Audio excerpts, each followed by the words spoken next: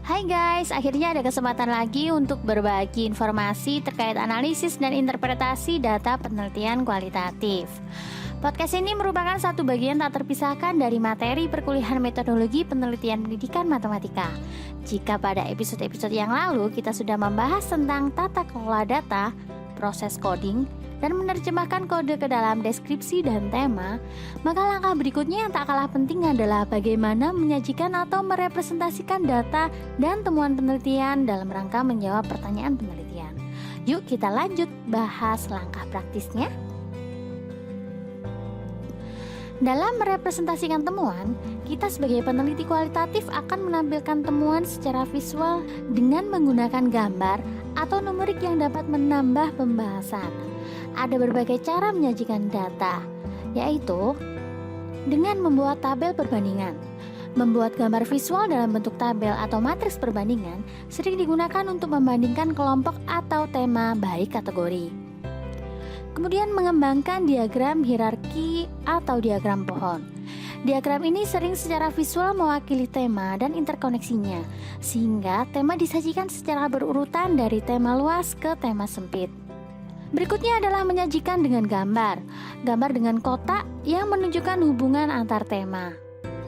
Berikutnya juga bisa kita lakukan dengan menggambar suatu peta, ketika digunakan untuk menggambarkan tata letak fisik dari suatu setting atau pengaturan.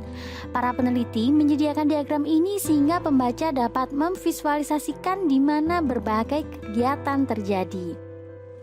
Kemudian yang terakhir adalah mengembangkan tabel demografis. Tabel demografis ini digunakan untuk menjelaskan informasi pribadi atau demografis untuk setiap subjek atau lokasi dalam penelitian. Misalkan, studi tentang jenis teknologi yang digunakan oleh dosen di ruang kuliah. Peneliti menggambarkan masing-masing struktur dan gaya penyampaian utamanya di dalam tabel demografis.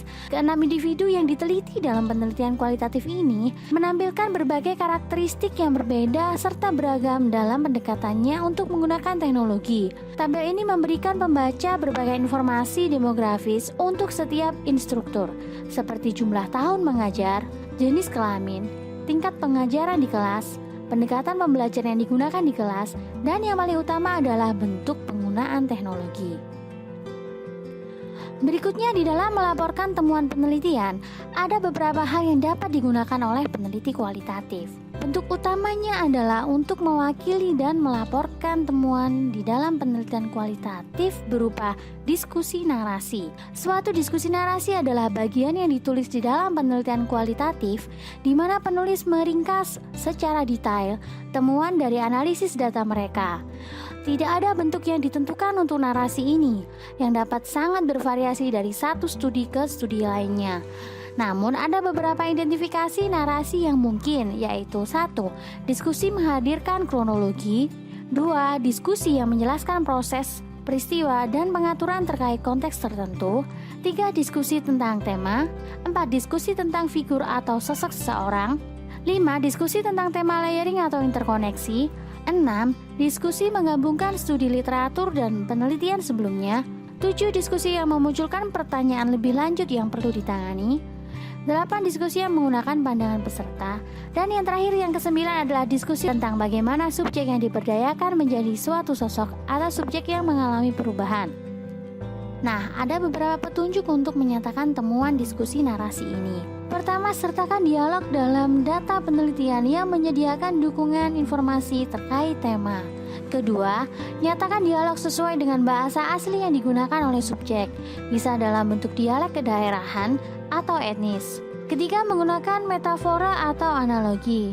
Keempat, melaporkan kutipan dari data wawancara atau dari pengamatan individu. Kutipan ini dapat menangkap perasaan, emosi, dan cara orang berbicara tentang pengalaman mereka.